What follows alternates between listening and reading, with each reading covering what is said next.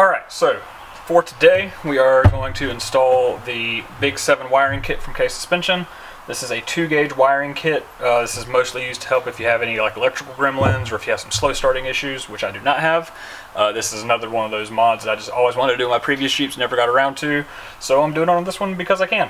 So first things first, I'm going to remove the battery. I actually don't have a hold down for this battery. It just kind of hangs around in here.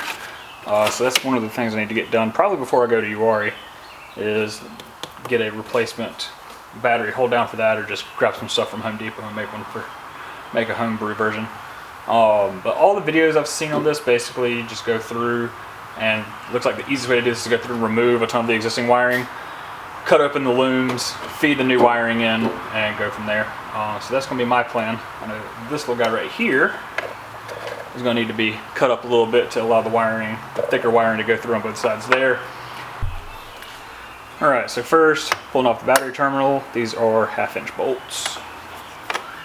Alright, now that the battery's out of the way, I'm just going to pull the wiring for the headlight kit out of the way. I'm going to go ahead and split this loom, separate all this out, and start pulling the batches of wiring out to be replaced with the new kit, and then we will, as best we can, run the new wiring through all of the existing looms.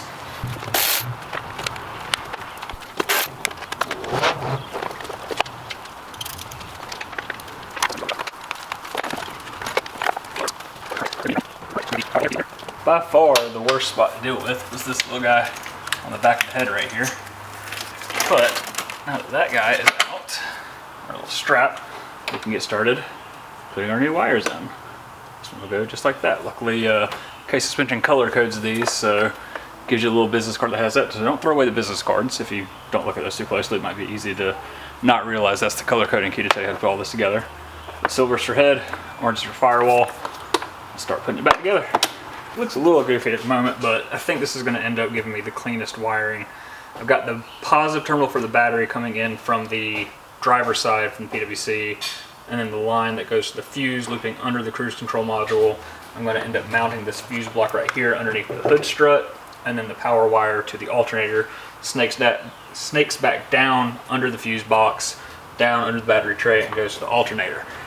So this is what will eventually be mounted to the alternator, and this is the cap on the alternator, and they don't fit. So I've got a Dremel here, and we are going to make them fit. I want to try and open this up to fit the cable in, because the whole point of the cables is to have beefier connections, so I don't really want to grind little reliefs in the terminal here to fit it in. I'm just going to try and open this up first. It may end up being a combination of the two that I go with, but we'll see. So I got this guy ground down. While I was fitting one of the lugs, the side just popped off, so I smoothed that out as best I could so there's not any sharp edges in there either going to cut the wire or cut myself.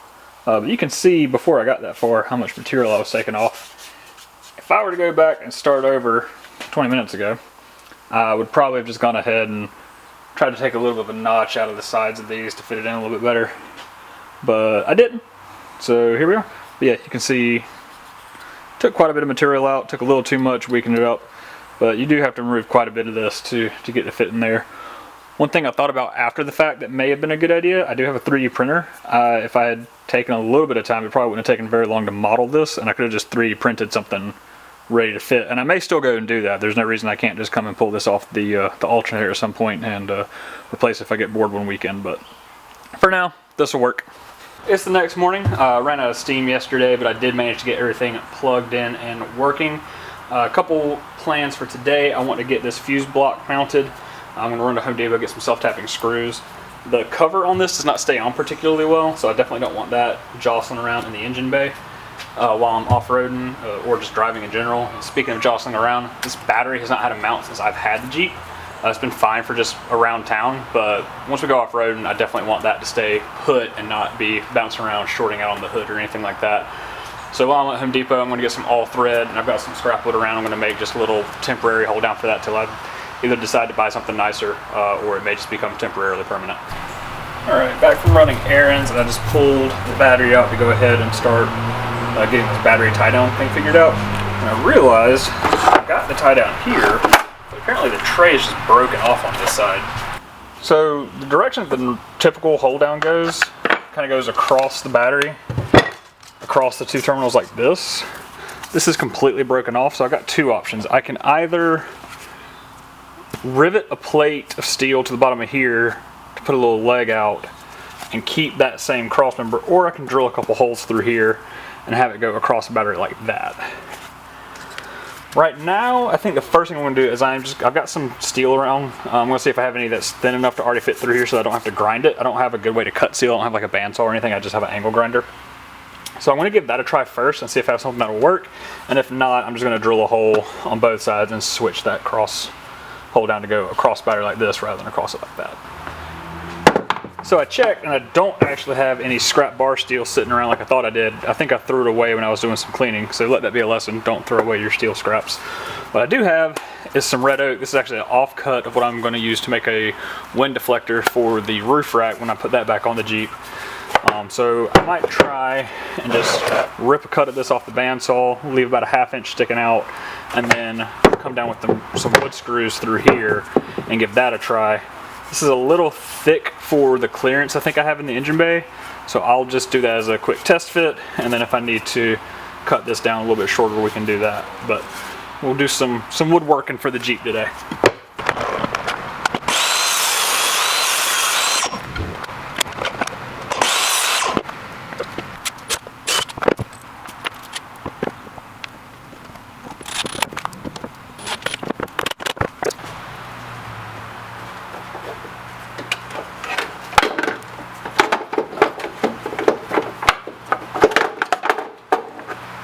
Oh yeah, that's way too thick. It's actually not way too thick. I actually think this is going to be fine, just like that. Yeah, alright, I think that works. So we're just going to drill a hole in this. We may counterbore a bit in the back just so the nut and all thread don't stick down too far. And then I've got some 5/16 all thread I bought from Home Depot. We'll use that for the new tension rods, or the new tie down rods rather. I've got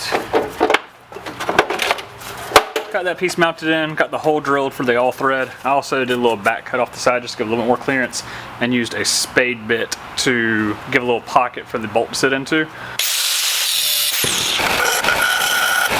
So we've got the tray installed. These posts seem to be sticking up high enough, thankfully. I miscut the first one a little bit shorter, but it worked in the existing hole. Second one I was able to cut a little bit longer, so we got plenty of grab for that.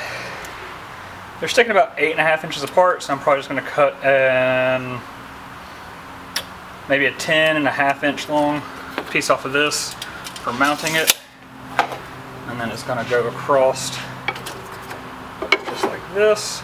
And actually what I think I'll do is I'll go ahead and cut the 10.5 inch piece off first, and then I'm going to take a pencil and kind of mark the angle and then rabbet out the bottom of this so it'll actually set down.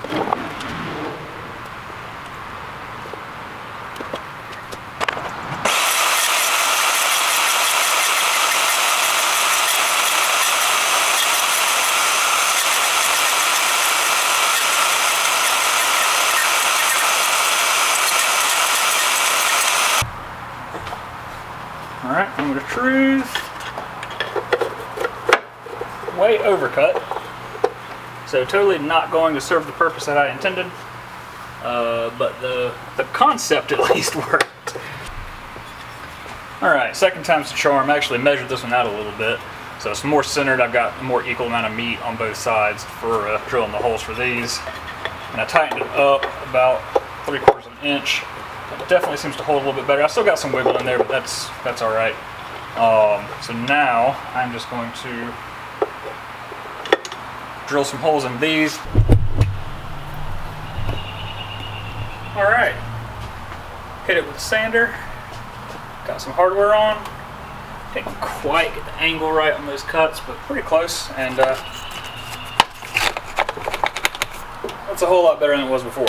Wrapping everything up here. Like I said, we got this all done, my little redneck tie down. I just took the cover from the old battery and chopped it up a little bit with the razor blade. It's not staying super well, not like I really expected it to, but it's just something to try and help prevent some shorting on the hood. I don't think it will, but a little extra protection never hurts. I did get the cover back on the PDC here. Had a very tiny notch on this back side. A little bit bigger on this side just to give room for this cable to go through, but I think that cleans up pretty nicely. And lastly, I do have this fuse box mounted, just some self-tapping screws into the fender. It's not the most secure thing, still wiggles and wobbles. This is honestly the part I'm least impressed with in this entire kit, is that fuse block holder. I'm sure Case Suspension does not make these, it's just an off-shelf part. But this cap does not stay on very well. You need a super small screw to actually get through the mounting hole there and actually be able to fit like a socket or anything to get that tight. I think I've seen some people just kind of use double-sided tape. But I got some really tiny little half-inch self-tappers, half-inch long self-tappers to hold that in place. And it'll do, but again, it's probably the least impressive part of the kit. Other than that, the kit was great. Plenty of length, honestly, in some places. I think a little bit too much length just gets a little messy down in there.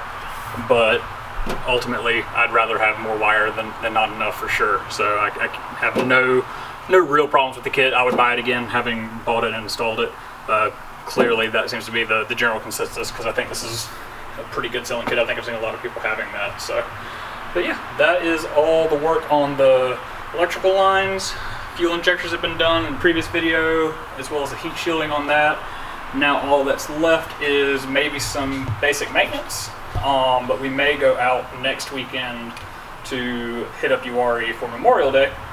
So if we hit it up next weekend, then I will not be doing the maintenance beforehand. I'll do the maintenance afterwards.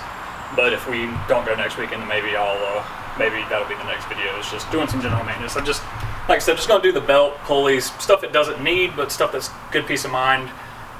Get a lot of sensors replaced too, just so I have spares of all those for if we do any longer trips. But yeah, till next time.